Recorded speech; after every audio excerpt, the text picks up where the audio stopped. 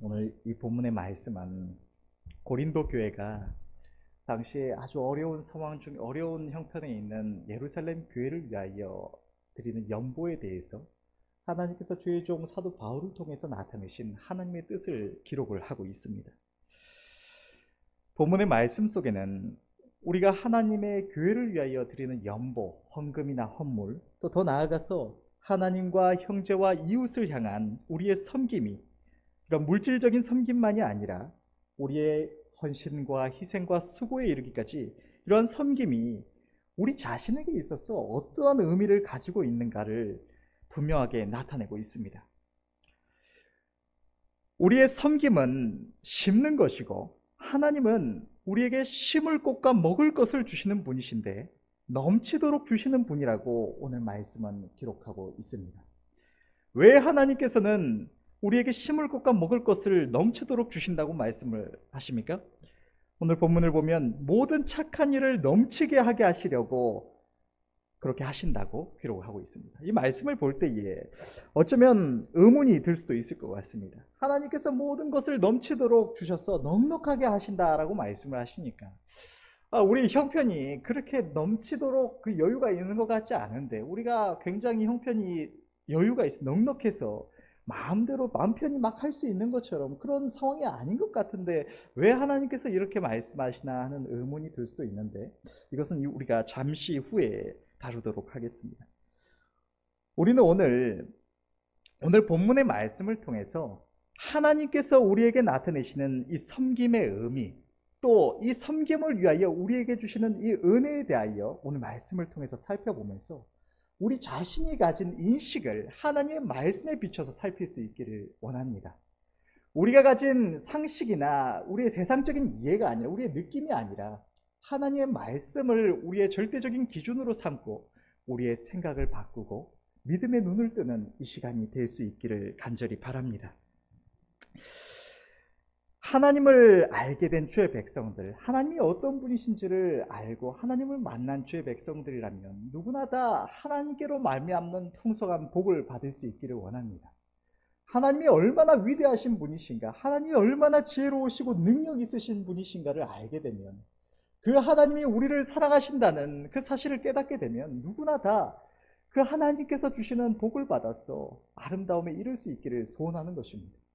하나님은 천지 만물을 창조하셨을 뿐만 아니라 그 모든 지으신 만물을 그 뜻대로 주장하셔서 나라나 민족이나 개인이나 어떤 집단에 이르기까지 흥하게도 하시고 쇠하게도 하시고 부하게도 하시고 가난하게도 하시고 한순간에 높이시기도 하시고 한순간에 낮추시기도 하시는 모든 인생의 생사화복마저도 온전히 주장하시는 분이시기 때문에 이 하나님께로 말미암는 복을 받기를 소원하는 것입니다.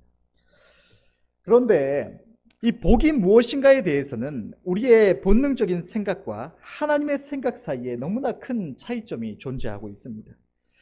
대표적으로 사람은 누구나 다 우리의 생활 속에서 아무런 문제가 없이 우리가 하는 모든 일이 다 잘 되는 것을 복이라고 생각을 하는데, 하나님은 언제나 문제의 모습으로 복을 주신다는 사실이 있습니다. 여기에 대해서는 우리가 여러 차례 말씀을 들어왔고 또 경험하고 있기 때문에 모두가 다 잘 알고 계실 것입니다. 그러나 동시에 또 너무나 당연한 사실이면서도 우리의 본능적인 인식과 하나님의 뜻 사이에 분명 큰 갭이 있는 부분이 한 가지가 더 있는데, 그것이 바로 오늘 전하고자 하는 이 섬김에 대한 것입니다. 하나님께서는 사랑하시는 주의 백성들에게 복을 주시는데 그것은 문제의 모습으로 오기도 하지만 또한 동시에 또 다른 모습으로 섬김의 기회라는 모습으로 우리에게 임한다는 것입니다. 사람들은 믿는 이들이나 믿지 않는 이들이나 인간은 본능적으로 우리가 누군가로부터 무언가를 받아 누리는 것, 또 내게 있는 것을 내가 마음껏 누리는 것을 복이라고 생각을 합니다.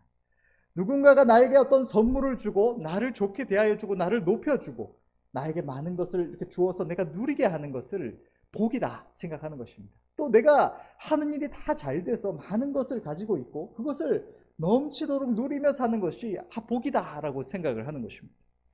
반대로 내가 하나님을 위하여 무언가를 하는 것, 또 누군가를 위하여, 형제를 위하여, 이웃을 위하여 무언가를 베풀고 수고하며 섬기고 희생하는 것은 단순히 희생이며 고생이라고 생각을 하는 것입니다.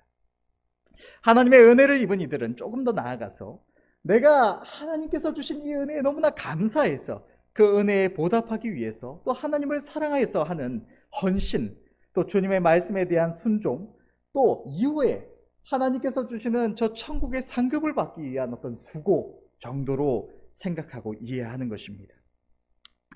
물론 이것이 아예 틀린 것은 아니지만 많은 이들에게 있어서 우리의 섬김이 그 자체로 복이라고 인식되지는 않는 것 같습니다.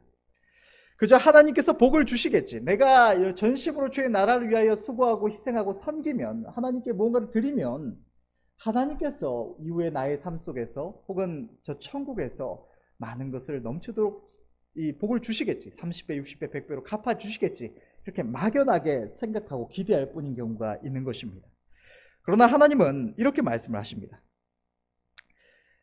사도행전 20장 35절의 말씀을 보면 범사에 너희에게 모본을 보였노니 곧 이같이 수고하여 약한 사람들을 돕고 또 주 예수의 친히 말씀하신 바 주는 것이 받는 것보다 복이 있다 하심을 기억하여야 할지니라. 주는 것이 받는 것보다 복이 있다, 복되다 라는 말입니다. 축복받았다 라는 의미를 가지고 있습니다. 하나님께서는 우리가 받는 것보다, 누군가가 나에게 주어서 내가 누리는 것보다 누군가를 향해서 내가 주는 것, 섬기는 것이 그 자체로 복이라고 말씀을 하시는 것입니다. 내가 하나님께 받아 누리는 것보다 하나님께 드리는 것이 그 자체로 복되다, 축복을 받았다라고 말씀하시는 것입니다. 이것은 복이 있을지도 모른다, 혹은 복이 있을 것이다도 아닙니다. 미래형이 아니라 지금 당장의 현재적인 것입니다. 하나님께서는 우리의 섬김이 그 자체로 이미 복이라고 말씀을 하시는 것입니다. 우리가 하나님께 복을 받아서 이 땅에서도 또 저 영원한 나라에서도 풍성한 은혜를 마음껏 누리려면 내 생각이나 느낌이 아니라 이 온 세상 만물을 지으시고 주장하시는 하나님의 말씀에 근거하여 생각하고 바라보고 그대로 행해야 하는 줄로 믿습니다. 그러면 왜 하나님께서는 주는 것이 이미 복을 받은 것이라고 말씀을 하실까요? 오늘 본문은 이렇게 시작하고 있습니다. 6절을 보면 이것이 곧 적게 심는 자는 적게 거두고 많이 심는 자는 많이 거둔다 하는 말이로다. 하나님의 나라는 적게 심는 자는 항상 무조건 적게 거두고 많이 심는 자는 많이 거두는 나라가, 이 심고 거둠의 법칙이 적용되는 나라가 하나님의 나라입니다. 하나님의 기쁘심을 위하여 많이 수고한 자는 많이 상을 받고 적게 수고하는 자는 적게 상을 받는 것입니다. 내가 적게 수고했는데 많이 상을 받는 법은 결코 없는 것이 하나님의 나라인 것입니다. 이 말씀만 보면 누구나 다 많이 심는 것이 복이다 라고 생각을 하겠는데, 실제로 우리가 느끼기에 우리의 인식 속에서 그렇지 않은 이유가 무엇일까요? 그것은 심으면 지금 내가 누릴 것이 줄어들기 때문일 것입니다. 지금 내가 손에 가지고 있는 것을 내가 지금 마음껏 다 누리고 싶은데, 내게 있는 이 시간의 여유를 가지고 좀 즐기고 싶은데 그거 드리면 나중에 천국 가서 복을 받거나 혹은 내 삶 속에서 미래에 복을 받는다고 하더라도 지금 당장은 일단 잃어버리고 충분히 누리지 못한다고 생각하기 때문에 그것을 복으로 여기기가 쉽지가 않은 것입니다. 그러나 이것은 우리가 누구나 다 이해는 가지만 너무나 어리석은 생각입니다. 하나님의 말씀은 이것이 끝이 아니기 때문입니다. 오늘 본문의 10절은 이렇게 기록을 하고 있습니다. 심는 자에게 씨와 먹을 양식을 주시는 이가 너희 심을 것을 주사 풍성하게 하시고 너희 의의 열매를 더하게 하시나니. 하나님께서 어떻게 하신다고 기록을 하고 있습니까? 심으면 나중에 갚아주신다고 말씀을 하십니까? 그것이 아니라 지금 심을 것과 먹을 것을 또한 더하여 주신다고 말씀을 하시는 것입니다. 우리가 알다시피 하나님은 일용할 양식을 주신다고 하셔도 그것이 우리가 굶어 죽지 않도록 하신다는 말씀이 아닙니다. 우리의 일상에 필요한 모든 것을 소원에 넘치도록 공급하시는 하나님이시라고 성경은 기록하고 있는 것입니다. 시편 107편 8절에서 9절 말씀을 보면 여호와의 인자하심과 인생에게 행하신 기이한 일을 인하여 그를 찬송할지로다. 저가 사모하는 영혼을 만족해 하시며 줄인 영혼에게 좋은 것으로 채워주심이로다.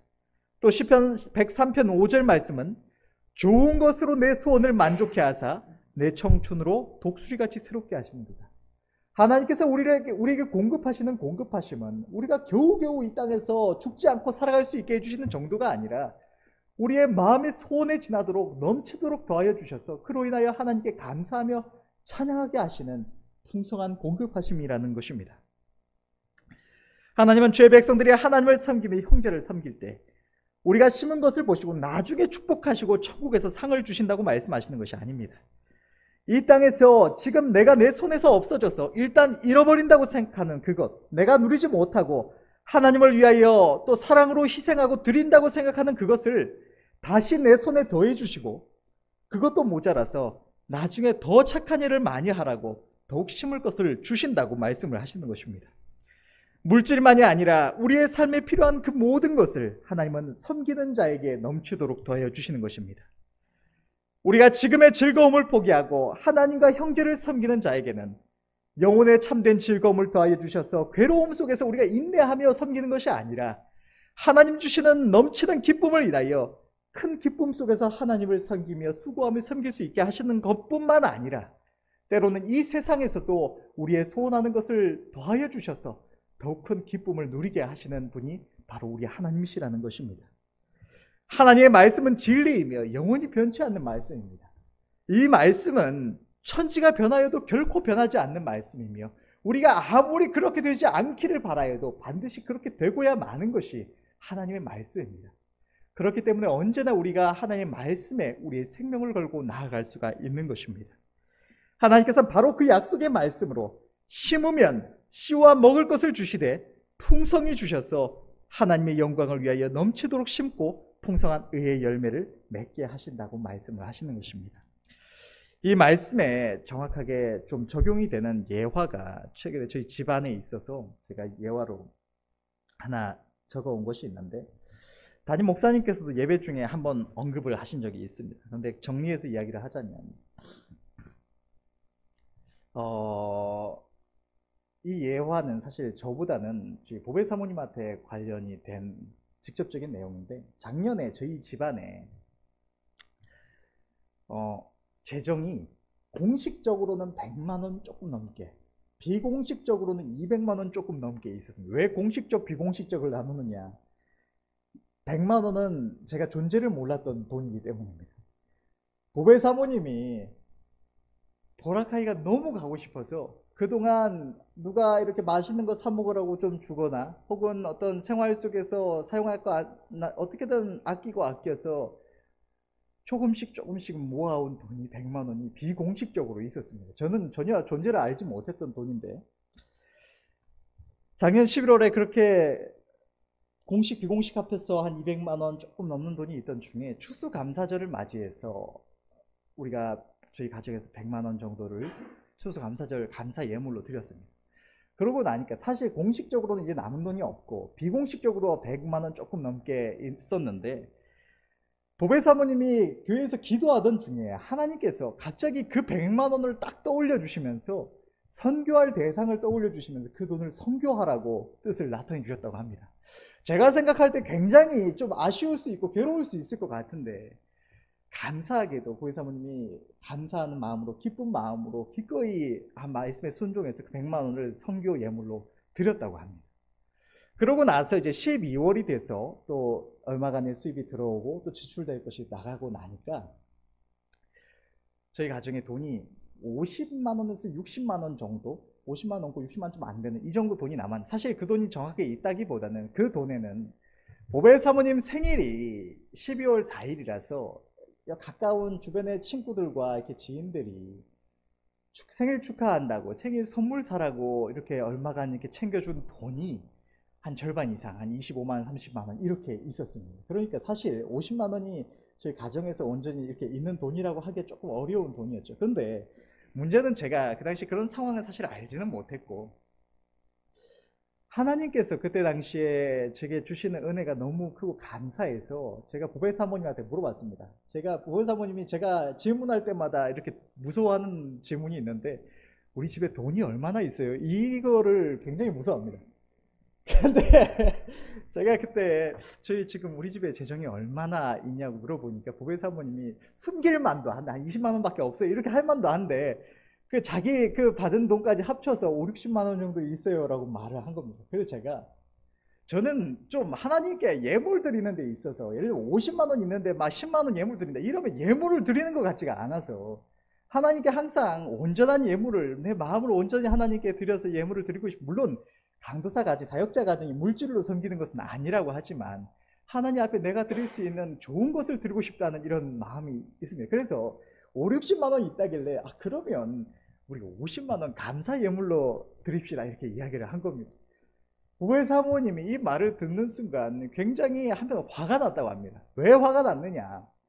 앞에 그동안 열심히 모아온 돈이나 또 그동안 아끼고 아껴서 집안에 가지고 있던 이 재정이나 200만 원이 있던 것을 하나님 앞에 기쁨으로 감사함으로 다 드렸는데 이 남은 50만 원, 이 겨우겨우 내 생일 선물 안 사고 가지고 있던 이 50만 원마저도 하나님께 드리라고 하시나. 그래서 그렇게 또 마음을 주시는 하나님께 또 화가 나기도 했다고 합니다.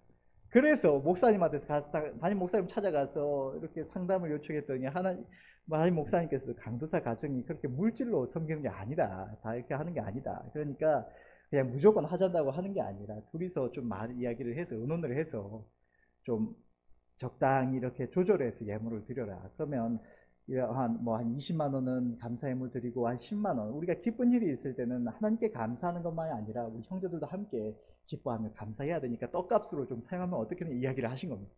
그런데 하나님께서 우리 부배 사모님 마음에 기쁨으로 드리고자 하는 자원하는 마음을 주셔서 아니다. 내가 하나님께 이 50만 원 드리겠다. 40만 원 감사 예물로 드리고 20만 원은 떡값으로 해서 우리가 같이 감사할 수 있도록 이렇게 하겠다 해서 이 50만 원을 드린 겁니다. 근데 왜 이 말씀이 이 예화가 오늘 말씀에 정확하게 맞아떨어지는 예화냐 하면 사실 이걸 제가 이게 은혜가 안 될 수도 있을 것 같아가지고 조금 말을 넣을까 말까 많이 고민을 했는데 이 50만 원을 드리고 나서 며칠을 지나지 않아서 하나님께서 담임 목사님 마음에 기도하는 중에 말씀에 오셔서 강도사 사례비를 올리라고 이렇게 뜻을 나타내 주시고 장로님께도 또 교회 재직분들에도 이렇게 좋은 마음을 주셔서 또 기도하며 하나님께 물었던 이 물음에 대해서도 분명하게 강력하게 뜻을 나타내 주셔서 강도사 사례비를 올리라고 말씀해 주셔서 보배 사모님이 그 50만 원 하나님 앞에 정말로 처음에는 듣고 화가 났지만 그래도 하나님께 드리겠노라고 해서 드렸는데 아예 매달 사례비를 50만 원을 올려주셔가지고 이렇게 하게 하셨는데 이게 끝이 아닙니다. 이제 그러고 나서 이제 시간이 지나가고 1월달이 됐습니다. 저희 가정에 사실 뭐 그렇게 수입이 있는 것은 아니지만 어떻게든 아끼면 그래도 모으면 보라카이가 그렇게 많은 돈이 드는 여행 뭐 유럽이나 뭐 미국이나 이런 데처럼 많이 드는 건 아니라서 어떻게든 모으면 그래도 갈 수 있지 않을까. 갔다 오면 많이 어려움이 있겠지만 갈 수 있지 않을까 이런 생각이 있었나 봅니다. 그래서 1월달이 돼서 4월, 5월 이때 가려면 이제 1월달 정도에는 예약을 해야 되니까 비행기를 그래야 싸게 갈 수 있으니까 예약을 하려고 하는데 딱 비행기랑 호텔을 예약할 때가 되니까 하나님께서 120만 원을 보내주신 겁니다. 근데 저희가 호텔이랑 비행기 예약한 돈이 딱 120만 원이었습니다. 그러니까 저희 가정에서 뭐 어떻게 뭐 아끼고 뭐 해서 쓸 거 안 쓰고 모아서 어떻게 해서 하는 게 아니라 갑자기 120만 원이 어디선가 들어와서 그 비행기와 호텔이 필요한 돈이 해결이 되는 겁니다. 그리고 이제 4월이 됐는데 이제 4월 달에 저희 전도사님 가정과 함께 보라카이 갔다 오게 됐는데 가면 호텔이랑 비행기만 예약했다고 끝이 아니지 않습니까? 가면 또 사용해야 될 이런 뭐 먹으려고 해도 돈이 있어야 되고 뭔가 활동을 하려고 해도 돈이 있어야 되는데 저희 집에 돈이 그게 없는 겁니다. 가서 쓸만한. 그래서 보배 사모님이 기도했다고 합니다. 하나님, 내가 그동안 하나님 앞에 전심으로 하나님께 예물 드리고 물질을 하나님 주신 것 아끼지 않고 하나님께 이렇게 드렸지 않습니까? 저 하늘은행에 많이 저축했지 않습니까? 하나님 이번만큼은 내가 하늘은행에서 받아서 좀 써야겠습니다. 이 기도를 했다고 합니다. 하나님 내가 이번에는 하늘은행에서 돈을 받아 써야 되겠습니까? 하나님 돈 보내주세요. 이 기도를 했다 합니다. 놀랍게도 그 다음 날부터 4일에 걸쳐서 170만 원이 바로 들어오는, 저희 어디 들어올 때가 있는 게 아닙니다. 하나님께 하늘은행에서 돈 좀 내달라고 기도를 했더니 하나님께서 바로 그 기도 들으시고 보내주셔서 170만 원이라는 돈을 보내주신 겁니다. 저희가 그래서 요번에 이렇게 가서 여행을 다녀오면서 하나님 주신 은혜를 너무 넘치도록 누리고 오고, 날씨도 하나님께서, 담임 목사님께서도 기도해 주시고 하셔서 너무 좋은 날씨 속에서 참 하나님 주신 많은 위로를 누리고 왔습니다. 저희 오고 나니까 보라카이 날씨가 굉장히 안 좋다고 합니다. 저희 딱 그 가는 기간만 하나님께서 정말 놀랍게도 기상을 주장해 주시고 모든 좋은 상황들을 주셔서 누리게 해주시고 위로를 주신 겁니다. 그런데 제가 분명하게 믿는 것은, 보배 사모님이 이렇게 하나님 앞에서 행한 것에 대해서는 하나님께서 비록 이 땅에서 이렇게 넘치도록 이미 하나님께 드린 것 이상으로 이렇게 갚아주셨지만, 그것으로 끝이 아니라, 하나님 주시는 상이 여기서 끝이 아니라 하나님 앞에는 우리가 드린 것은 그대로 남아 있어서 후에 더 넘치도록 복을 더해 주시고 주님 앞에 나아갈 때면 반드시 이것에 대하여 칭찬하여 주실 것이라는 사실입니다. 보배 사모님의 예뿐만 아니라 오늘날까지 제가 경험했던 하나님께서 언제나 이렇게 하셨습니다. 제가 아무리 하나님께 마음을 드리고 하나님 위해서 희생할 것이라고, 내게 주신 것 하나님을 위해서 모든 것을 드리겠다고 마음을 쏟아도 그로 인해서 하나님께서 주시는 것은 언제나 제가 드린 것과는 비교할 수 없는 풍성한 것이었습니다. 마치 이스라엘의 대왕 믿음의 선조 다윗이 하나님을 사랑해서 자기 하나님을 위하여 성전, 하나님의 집을 짓겠다고 했을 때에 하나님께서 네가 나를 위하여 집을 짓겠느냐, 오히려 내가 너를 위하여 네 집을 이루고 내 이름을 존귀케 하여 주리라고 말씀하셨던 것처럼, 우리는 하나님을 위하여 한다고 했음에도 불구하고 하나님은 언제나 마치 네가 나를 위하여 하겠느냐, 오히려 내가 너를 위하여 복을 주리라고 말씀하시는 것처럼 되갚아 주시되 넘치도록 갚아주셔서 하나님의 그 은혜를 인하여서 감사하며 찬양하지 않을 수 없도록 하셨던 것입니다. 이 자리에 계시는 사랑하는 성도 여러분들도 하나님을 위하여 무언가를 해보셨다면 제가 말하는 것이 무엇인지 이미 분명하게 경험해서 잘 알고 계실 것입니다. 혹 아직 하나님을 위하여 많은 것을 전심으로 하나님께 마음 드리고 섬겼음에도 불구하고 아직 누린 것이 없다면 분명히 곧 알게 되실 것입니다.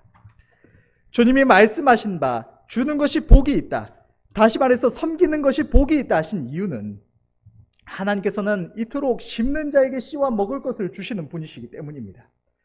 하나님은 심으면 씨와 먹을 것을 주시는데 이미 굶을 대로 굶고 나서, 굶어 죽고 나서 주시는 분이 아닙니다. 나에게 그것이 필요한 그 순간에 이미 공급하시는데 내가 심은 것보다 더 넘치도록 항상 주시는 분이 우리 하나님이신 것입니다. 우리는 심으면 누리지 못한다고 생각하여서 그것이 나의 희생이다, 내가 하나님 앞에 어렵게 내 마음을 드린다고 생각하고 하는 것이지만 하나님은 항상 이처럼 역사하시는 분이신 것입니다.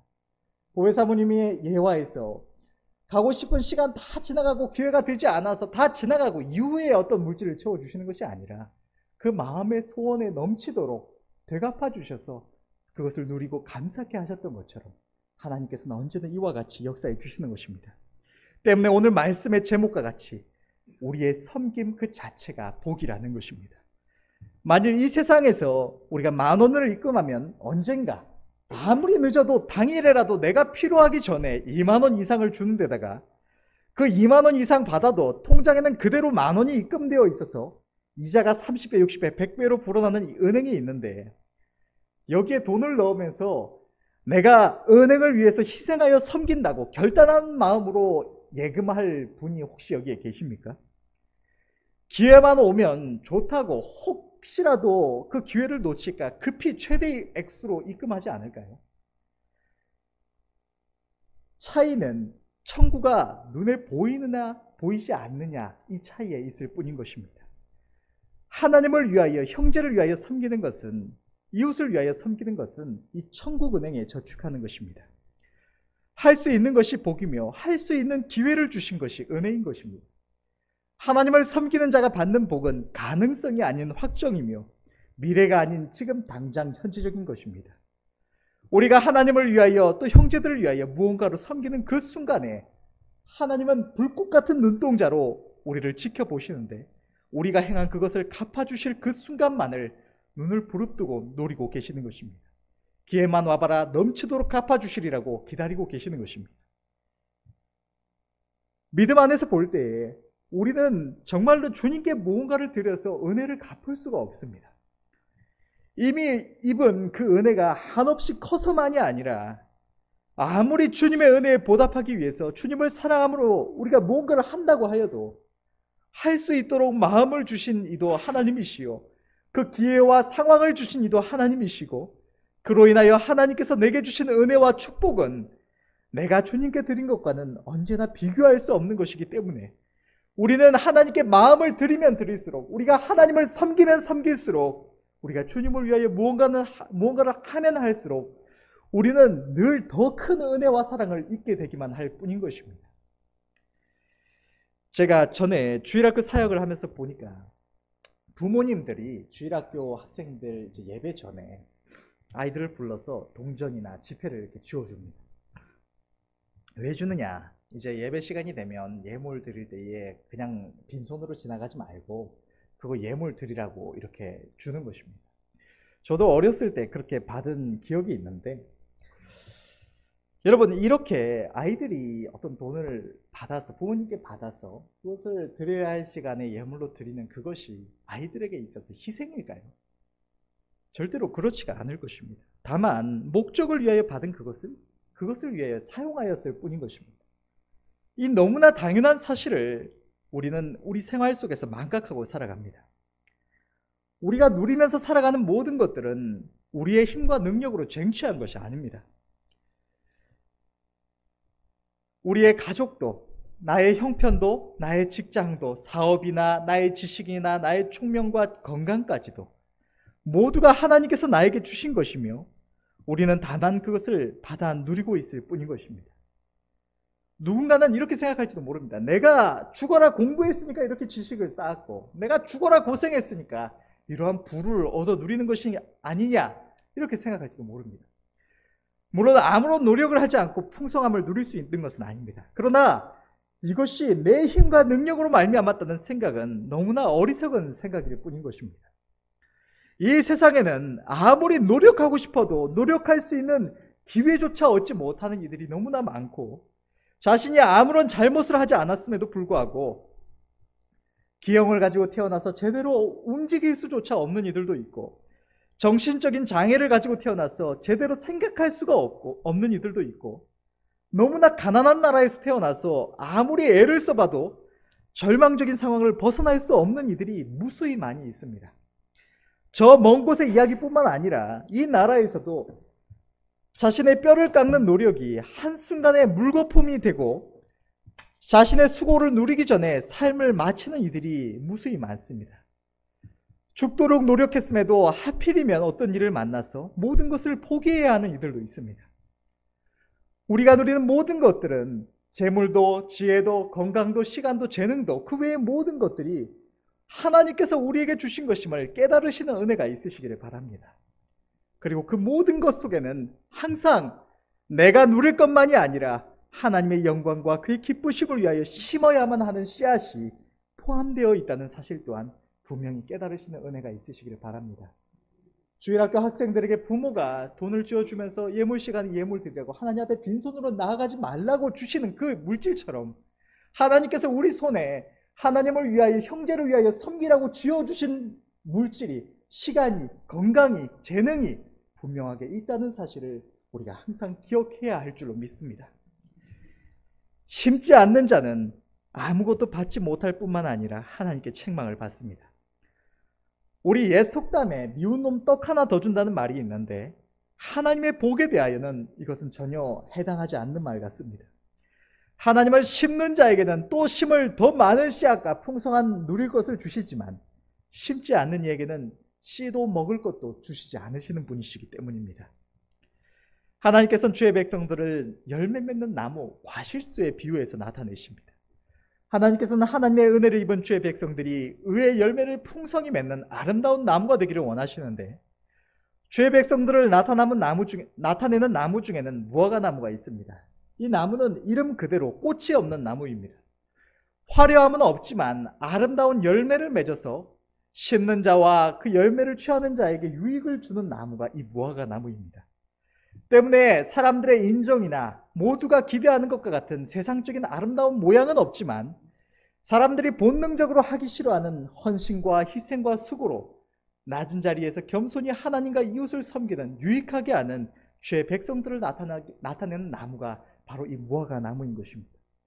그런데 성경을 보면 예수님께서 열매 없는 무화과 나무를 향해서 이제부터 영원토록 네가 열매를 맺지 못하리라고 말씀하시니까 그 나무가 곧 마르는 장면이 기록되어 있습니다. 이때 베드로 사도가 주님께 말하는 것을 보면 저주하신 무화과 나무가 말랐나이다 라고 합니다. 왜 열매를 맺지 못하리라 하신 것이 저주일까요? 나무에게 있어서 열매는 자신도 이롭게 하기는 하지만 남을 더욱 이롭게 하는 것이며 잎은 자기 자신만을 위하는 것입니다. 나무의 비유 안에서 볼 때 인간은 본능적으로 잎을 많이 내고자 합니다.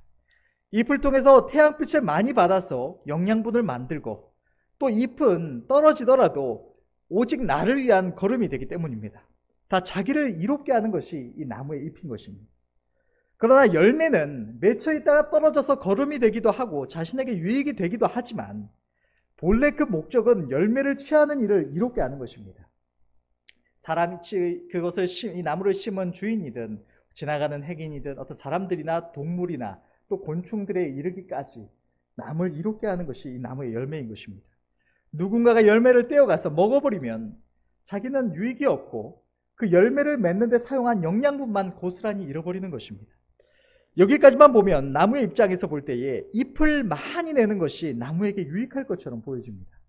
그런데 왜 열매를 맺지 못하리라 하신 주님의 말씀이 이 나무에게 있어서 저주였고 분명히 열매를 맺지 못하리라 라고 하셨는데 왜 이 나무가 말라서 죽어버렸을까요?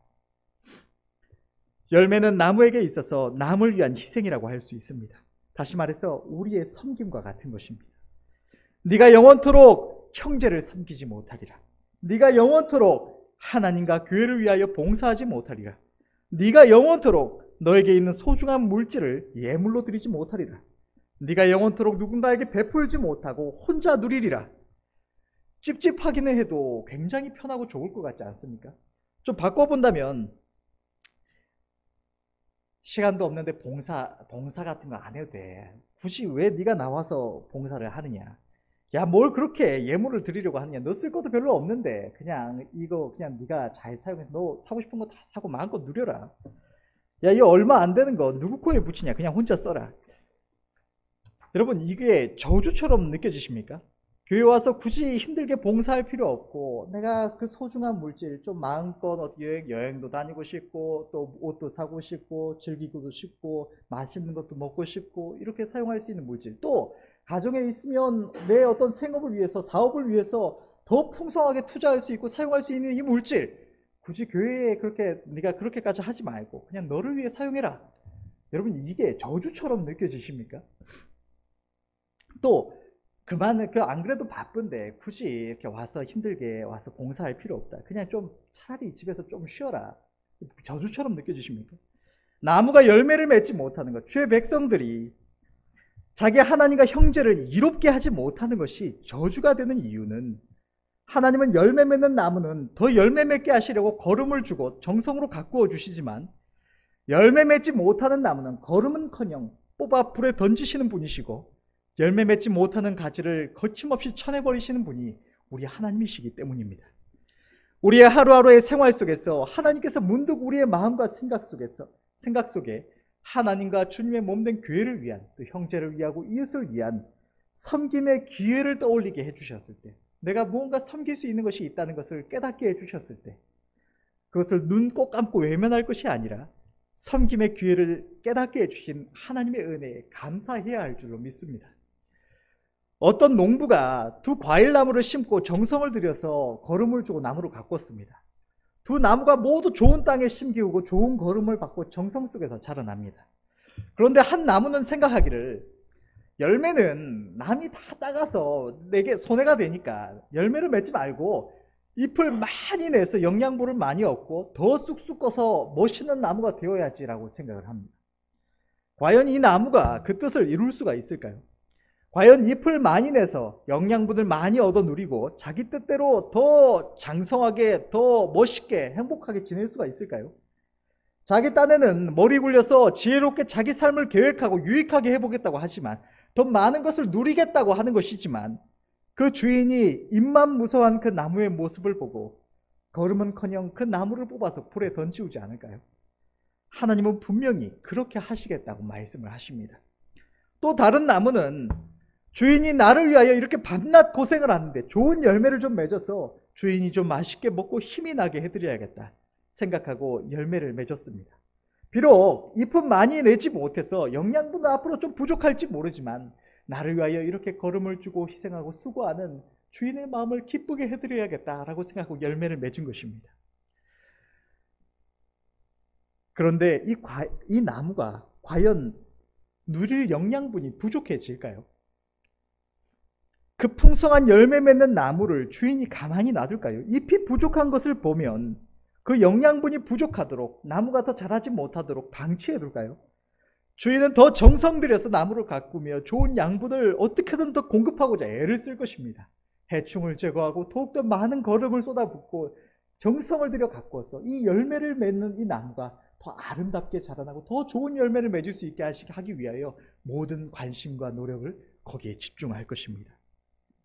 하나님께서는 분명히 이와 같이 하신다고 말씀을 하시는 것입니다. 자기를 위하여 잎을 내는 나무는 오히려 영양분을 얻지 못하고 영양분은커녕 불에 던지기까지 했지만 주인을 위하여 나무를 위하여 열매를 내는 나무는 주인의 칭찬은 칭찬대로 받고 영양분은 오히려 더 받아서 자신도 더 넘치도록 누리게 되는 것입니다. 하나님과 우리의 관계가 바로 이와 같은 것입니다. 우리는 남에게 받아 누리는 것을 좋아합니다. 하나님께서 은혜 주셔서 많은 것을 받아 누리면 좋아하고 좋은 환경을 누리고 내 일이 잘 풀리고 누군가가 나를 대접해 주면 좋아합니다. 그런데 나에게 위해 준 사람이 복일까요? 아니면 받은 내가 복일까요? 하나님은 이렇게 말씀을 하십니다. 주는 것이 받는 것보다 복이 있다. 하나님께서 나에게 무언가를 주신 것, 누군가의 사랑으로 섬김을 받은 것, 그 자체가 복이 아니라는 말은 아닙니다. 분명한 은혜이며 복입니다. 또한 사랑의 빚입니다. 그러나 그것이 거기서 끝나버린다면 그것은 그렇게 복이 아닐지도 모릅니다. 하나님께서 내게 주신 씨와 먹을 것을, 누군가의 섬김을 내가 몽땅 삼켜버렸다면 나의 복은 거기서 끝난 것이기 때문입니다. 하나님께서 우리를 만세전에 택하시고 한없는 은혜로 불러주신 이유에 대하여 이렇게 말씀을 하십니다. 로마서 7장 4절의 말씀을 보면 그러므로 내 형제들아 너희도 그리스도의 몸으로 말미암아 율법에 대하여 죽임을 당하였으니 이는 다르니 곧 죽은 자 가운데서 살아나신 이에게 가서 우리로 하나님을 위하여 열매 맺히게 하려 함이니라. 하나님은 열매 맺게 하시기 위하여 우리를 부르셨다고 말씀을 하십니다. 또 야고보서 5장 7절의 말씀은 그러므로 형제들아 주의 강림하시기까지 길이 참으라. 보라 농부가 땅에서 나는 귀한 열매를 바라고 길이 참아 이른 비와 늦은 비를 기다리나니 하나님께서는 우리가 열매 맺는 것을 기다리신다고 말씀을 하시는 것입니다. 또한 오늘 본문의 8절은 이렇게 기록하고 있습니다. 하나님이 능히 모든 은혜를 너희에게 넘치게 하시나니 이는 너희로 모든 일에 항상 모든 것이 넉넉하여 모든 착한 일을 넘치게 하게 하려 하심이라.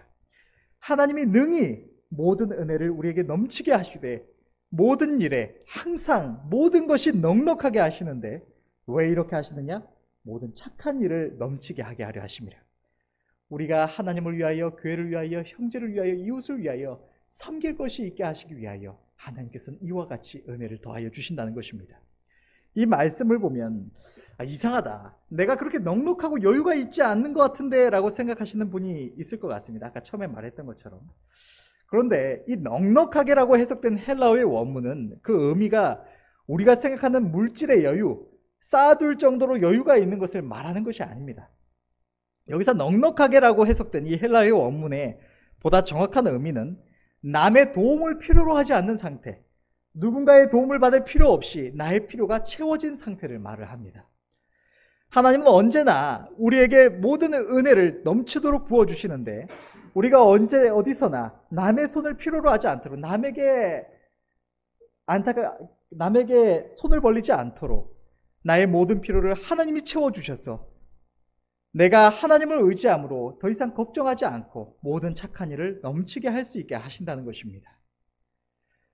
언제 그렇게 하신다고 말씀을 하십니까? 항상 모든 일에 있어서 착한 일을 많이 해서 많이 섬기라고 하나님께서 이토록 우리의 필요가 결코 부족하지 않도록, 우리에게 무언가가 필요한 그 순간에 항상 그 필요한 것을 하나님께서 채워주신다고 말씀을 하시는 것입니다.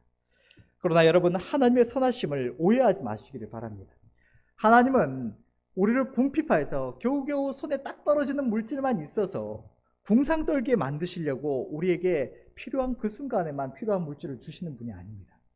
하나님께서 우리에게 쌓아두게 하시지 않으시고, 많은 것을 쌓아두게 하시지 않으시고, 그때그때 일용할 것을 공급하시는 것은 우리가 우리 눈에 보이는, 우리 손에 쥔 아주 작은 그 아무것도 아닌 몇 푼의 물질을 보면서 그것에 의지하여 그것이 좀 있으면 담대함을 얻고, 그것이 좀 줄어든다 싶으면 마음의 괴로움을 겪고, 이렇게 일희일비할 것이 아니라 우리에게 영원한 공급자가 되어주시는, 우리와 영원토록 함께 하시며 우리의 모든 필요를 넘치도록 채워주신다고 말씀하시는 우리의 영원하신 기업, 우리 하나님을 바라보며 그분을 의뢰하며 언제나 우리가 담대함을 얻게 하시기 위해서, 그래서 어떤 순간에나 우리에게 손에 쥐어진 무언가가 있을 때나 없을 때나 하나님과 이웃을 위하여 사랑으로 많은 것을 섬길 수 있도록 하시기 위하여 하나님께서는 이토록 하시는 것입니다. 하나님의 뜻에 순종하여서 주의 나라를 위하여, 교회를 위하여 전심으로 섬기는 것, 또 형제를 위하여, 이웃을 위하여 전심으로 섬기는 것은 다르게 표현하면 전심으로 복을 받는 것이고, 섬기지 않는다는 것은 다른 말로 복을 받지 않는다는 말입니다. 교회 안에서 성도들이 하나님께서 앞에 세우신 담임 목사님을 통해서 그 본을 받고 하나님의 선하신 뜻을 깨닫고 순종할 때 그것은 너무나 큰 이 복이 됩니다. 왜 이 당연한 말을 하느냐? 전에 담임 목사님께서 여러 번 하신 말씀 중에 이런 말씀이 있었습니다. 교회가 재정적으로 어려워질 때면 특별히 더 선교와 구제에 힘쓴다고 하신 말씀이었습니다. 왜 그렇게 말씀을 하실까요? 육신의 눈으로 볼 때에 우리 교회 외에 다른 곳에 물질과 시간과 노력을 들이면 그것은 교회적으로 볼 때 뭔가 손해고, 안 그래도 별로 없는 몇 푼의 물질을 잃어버리는 것이지만, 믿음의 눈으로 볼 때 그것은 한없는 축복의 씨앗을 심는 것이고, 하늘 창고의 문을 열어서 하나님께로 말미암아 우리의 모든 필요를 넘치도록 공급받는 길이기 때문입니다. 오늘 본문의 말씀에 기록된 것처럼 심는 자에게 씨와 먹을 것을 주시는 하나님께로 말미암아 복을 받기 위하여 이렇게 행한다는 것입니다. 우리 모두가 믿음으로 행하여 이러한 은혜를 날마다 풍성히 누릴 수 있기를 바랍니다. 결론을 맺겠습니다. 많은 이들이 하나님과 이웃을 위하여 물질로, 봉사로, 또 그 외에 무언가로 섬길 때면 하나님께서 복을 주실 것을 믿고 믿음으로 하기도 하지만, 그와 동시에 지금은 미래의 어떤 상급을 위하여 희생한다, 잃는다라는 개념이 있는 것 같습니다. 그러나 하나님의 뜻은 이러한 우리의 상식, 우리의 느낌과는 전혀 다릅니다. 우리가 하나님과 이웃을 위하여 무언가로 섬길 때 그것은 잃어버리는 것이 아니라 심는 것이며, 그 결실을 반드시 누릴 뿐만 아니라 하나님은 심는 자에게 또 더 많은 씨를 주시고, 그와 함께 지금 내가 먹을 것, 다시 말하면 내가 누릴 것 또한 책임지시고 채워주시는 분이시라는 것입니다. 하나님은 믿음 없는 우리를 위하여 더욱 분명하고 강력하게 말씀을 하십니다. 8절의 말씀을 다시 한번 보면, 하나님이 능히 모든 은혜를 너희에게 넘치게 하시나니 이는 너희로 모든 일에 항상 모든 것이 넉넉하여 모든 착한 일을 넘치게 하게 하려 하십니다. 사랑하는 성도 여러분, 하나님과 이웃을 향한 우리의 섬김은 그 자체로 이미 복입니다. 그것은 미래의 어떤 상급이 예정되어 있다는 것이 아니라 이미 우리에게 확정적으로 하나님의 축복이 임한 것이라는 것입니다. 하나님의 복은 우리의 그 섬김의 순간 이미 우리에게 주어지는 것입니다. 저와 여러분의 눈앞에 있는 섬김의 자리, 섬김의 기회가 짐이나 희생이나 고생으로 보이는 것이 아니라 한없는 사랑과 은혜의 하나님이 저와 여러분을 위하여 주신 복이 가득 들어있는 선물 상자처럼 보이는 은혜가 있으시기를 바랍니다. 하나님께서 주시는 복을 복으로 볼 수 있는 믿음의 눈이 저와 여러분 모두에게 있으시기를 바라며, 오히려 내가 주님을 위하여, 주님의 교회를 위하여, 형제를 위하여, 이웃을 위하여 무언가 할 게 없나, 섬길 수 있는 기회가, 복을 받을 수 있는 기회가 없나 눈에 불을 켜고 찾고, 그것을 찾을 때면 전심으로 그 일에 힘쓰시는 은혜가 우리 모두에게 있으시기를 바라고, 또한 그러한 기회를 주시고 할 수 있는 상황과 형편을 주신 하나님께 감사함의 영광을 돌려서 다시 한번 복을 받으시는 은혜가 우리 모두에게 있기를 간절히 바랍니다. 아멘. 우리 기도하겠습니다.